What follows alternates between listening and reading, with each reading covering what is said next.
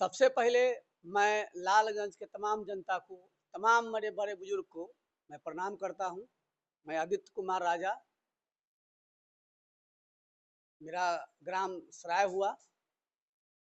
हमने हमको महागठबंधन के सभी नेताओं द्वारा कांग्रेस का सिंबल दिया गया। इससे मैं शुक्रवार के दिन 17 तारीख लास्ट डेट था, बहुत भव्य तरीके से नॉमिनेशन किया। उसके बाद ठीक 1 से 1.5 घंटे के बाद शिवानी शुक्ला जी ने आरजेडी के सिंबल से नॉमिनेशन दिए। खैर ये सब तो होते रहती है, ये तो शीर्ष नेता को सोचना है कि क्या करना है। वैश्य बनिया का सीट है, हम वैश्य समाज से आते हैं, ईबीसी से आते हैं। यहाँ वर्षों से वैश्य बनिया का सीट रहा है। बाद बाकी हमारे शीर्ष नेता को लोग को क्या करना है, अब वही फैसला करेंगे। अगर अभी जो दोनों दो कैंडिडेट महागठबंधन की तरफ से उतारा गया है, उसके बाद आपकी रणनीति क्या होगी?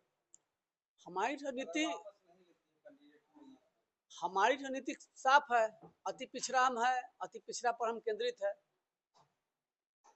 क्या महागठबंधन में टूट हो चुकी है क्या? नहीं, ऐसा कोई बात नहीं है।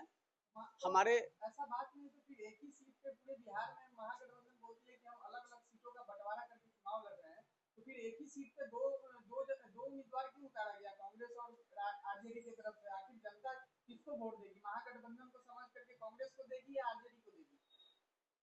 हमारे शीर्ष नेता पर इस पर बात चल रही है।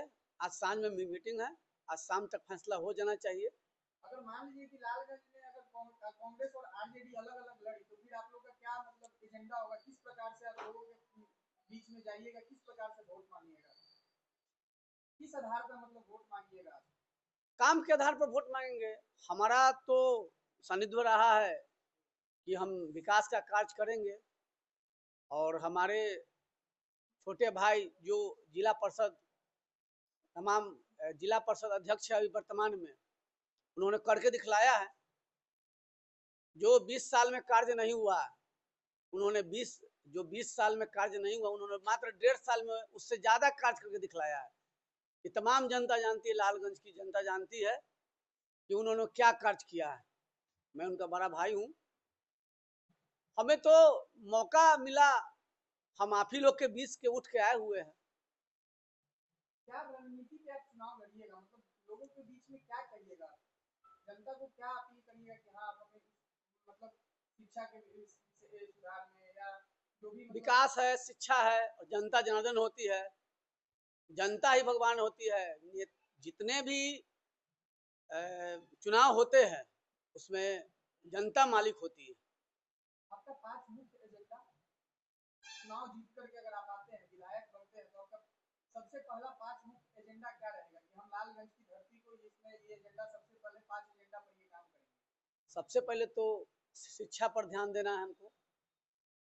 फैक्ट्री लगवानी है, क्षेत्र में फैक्ट्री लगवानी है, विवाह भवन खोलना है, और बहुत सारे कार्य है जो अवस्थित रूप से पड़े हुए हैं, कार्य नहीं हुआ। जैसे में इमादपुर, जो इमादपुर रोड है, इमादपुर से पकड़ी, वो पिछले कई वर्षों से बेहाल पड़ी हुई है। बहुत सारे उसमें एक्सीडेंट होते हैं, बहुत जनता को परेशानी होती है। उसको हमें सबसे पहले काम करवाना है।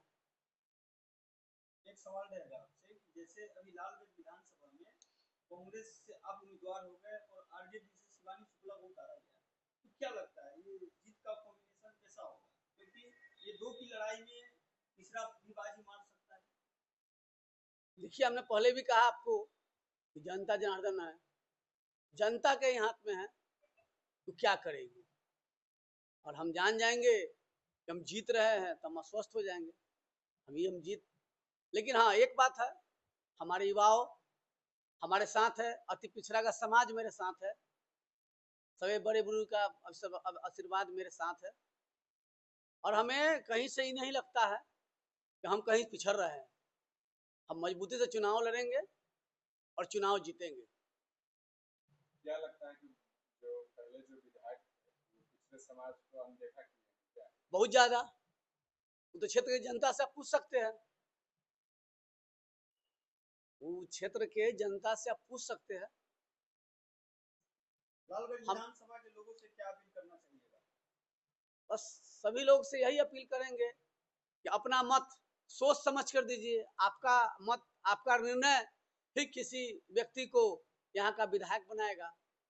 सोच समझ कर ही इस मत का प्रयोग कीजिए, और हम उस लायक है तो हमें चुनिए, और हम उस लायक नहीं है तो हमें मत चुनिए।